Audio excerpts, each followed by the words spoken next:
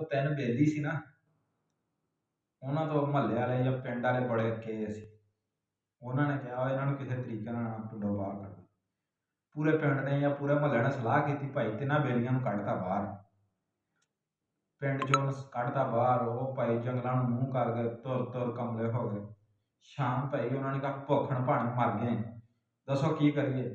ਇੱਕ ਨੇ ਕਿਹਾ ਆਪਾਂ ਇੱਥੋਂ ਕਿਸੇ ਕੋਲ ਖੀਰ ਦੁੱਧ ਮੰਗ ਲੈਂਦੇ, ਇੱਕੋ ਕਿਸੇ ਕੋਲ ਚਾਵਲ ਮੰਗ ਲੈਂਦੇ, ਕਿਸੇ ਨੇ ਕਿਹਾ ਆਪਾਂ ਇਹਨਾਂ ਕੋਲੋਂ ਚੀਨੀ ਮੰਗ ਲੈਂਦੇ ਹੈ। ਤਿੰਨਾਂ ਜਣਿਆਂ ਨੇ ਕਿਹਾ ਵੀ ਆਪਾਂ ਕੋਈ ਨਾ ਕੋਈ ਸ਼ੈ ਮੰਗ ਕੇ ਆਪਾਂ ਗੁਜ਼ਾਰਾ ਕਰ ਲੈਂਦੇ।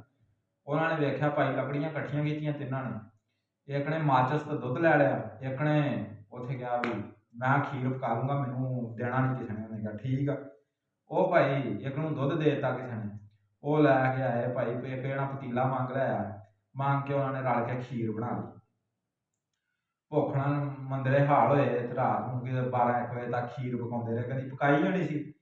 ਖੈਰ ਖੀਰ ਪਕਾ ਲਈ। ਹੁਣ ਤਿੰਨੇ ਇੱਕ ਦੂਸਰੇ ਨੂੰ ਕਹਿੰਦੇ ਖੀਰ ਸੁਬਾਹ ਨੂੰ ਖਾਣੀ ਆ। ਉਹਨੇ ਕਿਹਾ ਹੁਣ ਕਿਉਂ ਨਹੀਂ। ਉਹਨੇ ਕਿਹਾ ਆਪਾਂ ਤਿੰਨੇ ਨੇ ਰਾਤ ਨੂੰ ਇੱਕ ਖਾਬ ਵੇਖਾਂਗੇ, ਇੱਕ ਇੱਕ ਜਿਹਦਾ ਖਾਬ ਸਭ ਤੋਂ ਸੋਹਣਾ ਹੋਇਆ ਉਹ ਖੀਰ ਸੁਬਾਹ ਨੂੰ ਉੱਠ ਕੇ ਖਾਊਗਾ ਜ਼ਿਆਦੀ, ਜਿਹਦਾ ਥੋੜਾ ਢਿੱਲਾ ਹੋਇਆ ਖਾਬ ਉਹ ਸੁਬਾਹ ਨੂੰ ਘੱਟ ਖਾਊ, ਜਿਹਦਾ ਖਾਬ ਮਾਠਾ ਸਾਰਿਆਂ ਤੋਂ ਹੋਇਆ ਉਹ ਖੀਰ ਹੋਰ ਘੱਟ ਖਾਊ। ਕਰਦੇ ਕਰਾਉਂਦੇ ਇਸੇ ਪੰਨ 'ਚ ਭਾਈ ਉਹ ਸੌਂ ਗਏ। ਤੀਸਰੇ ਨੂੰ ਬੜੀ ਮੇਰੇ ਤਰ੍ਹਾਂ ਭੁੱਖ ਲੱਗੀ ਹੋਵੇ, ਤੀਸਰਾ ਵੀ ਭਾਈ ਸੌਂ ਗਿਆ, ਨਾ ਉਹਨੂੰ ਨੀਂਦ ਨਾ ਆਵੇ ਭੁੱਖ ਨਾ। ਉਹਨੇ ਵੇਖਿਆ ਦੂਸਰੇ ਨਾਲ ਦੇ ਸੌਂ ਗਏ, ਉਹਨੇ ਪਤੀਲੇ ਦਾ ਭਾਈ ਢੱਕਣ ਚੁੱਕਿਆ, ਚੱਲ ਖੀਰ ਨੂੰ ਜੁੜ ਗਏ। ਚੰਗੇ ਸੁੱਤੇ ਭਾਈ, ਰੱਜ ਸੁੱਤੇ। ਸੁਬਾਹ ਉੱਠੇ ਦਿਨ ਚੜਿਆ। ਉਹ ਦੂਸਰੇ ਨੇ ਤੀਸਰਾ ਜਿਹੜਾ ਸੀਗਾ ਉਹਨੇ ਭਾਈ ਪਤੀਲਾ ਖਾਲੀ ਕੀਤਾ ਤੇ ਸੁੱਤਾ ਮਾਰੇ ਘਰਾੜੇ।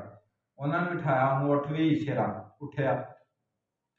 ਉਹਨੇ ਕਿਹਾ ਤੂੰ ਸੁਣਾ ਵੀ ਖਾਬ। ਉਹਨੇ ਕਿਹਾ ਰਾਤੀ ਮੈਂ ਖਾਬ ਲਿਆ, ਆਇਆ ਮੈਨੂੰ, ਮੈਂ ਭਾਈ ਜੰਨਤ ਦੀਆਂ ਹੂਰਾਂ ਮੇਰੇ ਆਲੇ ਦੁਆਲੇ, ਮੈਨੂੰ ਕਦੀ ਐਂ ਨੂੰ ਝੂਠੇ ਦੇਈ ਜਾਂਦੀਆਂ, ਕਦੀ ਐਂ ਨੂੰ ਦੇਈ ਜਾਂਦੀਆਂ, ਤੇ ਬੜੀ ਸੋਹਣੀ ਰਾਤ ਲੰਘੀ, ਆ ਤੂੰ ਮੈਨੂੰ ਉਠਾ ਦਿੱਤਾ। ਉਹਨੇ ਕਿਹਾ ਅੱਛਾ ਤੂੰ। ਦੂਸਰੇ ਨੂੰ ਕਿਹਾ, ਉਹਨੇ ਕਿਹਾ ਤੂੰ ਸੁਣਾ। ਉਹਨੇ ਕਿਹਾ ਲੈ ਹੂਰਾਂ ਇਹਨੂੰ ਝੂਠੇ ਦੇਈ ਜਾਣ, ਨਾਲ ਮੈਂ ਪਿੱਛੋਂ ਧੱਕਾ ਲਾਈ ਜਾਵਾਂ ਉਹ ਪੀਂਘ ਨੂੰ, ਮੈਂ ਵੀ ਇਹਦੇ ਨਾਲ ਝੂਠੇ ਲੈਂਦਾ ਰਿਹਾ। ਚੀਜ਼ਾਂ ਇੱਧਰ ਨੂੰ ਚੁੱਕਣ, ਇੱਧਰ ਦੀ ਮੈਂ ਜੰਨਤ ਦੀ ਸੈਰ ਕਰਕੇ ਆਵਾਂ, ਇੱਧਰੋਂ ਐਂ ਝੂਠਾ ਦੇਣਾ, ਇੱਧਰੋਂ ਅਸੀਂ ਜੰਨਤ ਦੀ ਸੈਰ ਕਰਕੇ ਆਵਾਂ, ਤੇ ਬਸ ਏਦਾਂ ਅਸੀਂ ਮੈਂ ਵੀ ਏਦਾਂ ਹੀ ਰਿਹਾ ਤੇਰੇ ਨਾਲ ਹੀ। ਤੀਸਰੇ ਨੇ ਜਿਹਨੇ ਖੀਰ ਖਾਧੀ ਸੀ ਨਾ, ਉਹ ਕਹਿੰਦਾ ਤੁਹਾਨੂੰ ਮੈਂ ਬੜੀਆਂ ਆਵਾਜ਼ਾਂ ਦਿੱਤੀਆਂ ਵੀ ਯਾਰ ਤੁਸੀਂ ਖੀਰ ਖਾ ਲਓ, ਪਰ ਤੁਸੀਂ ਸੁਣੀ ਮੇਰੀ ਕੋਈ ਨਹੀਂ। ਫਿਰ ਮੈਨੂੰ ਫਰਿਸ਼ਤਿਆਂ ਹੂਰਾਂ ਨੇ ਕਿਹਾ ਤੂੰ ਕੱਲਾ ਹੀ ਖਾ ਲਾ, ਇਹ ਤੇ ਜੰਨਤ ਚੋਂ ਖਾ ਲਈ ਇਹਨਾਂ ਨੇ ਖੀਰ। ਏਦਾਂ ਹੋਈ ਨਾ ਵੀ ਏਦਾਂ ਦੀ ਗੱਲ ਸੁਣਾਉਣ ਨਾ ਇਹ ਵੀ ਐ ਭੁੱਖਾ ਮਰ ਜਾਂਦਾ ਬੰਦਾ।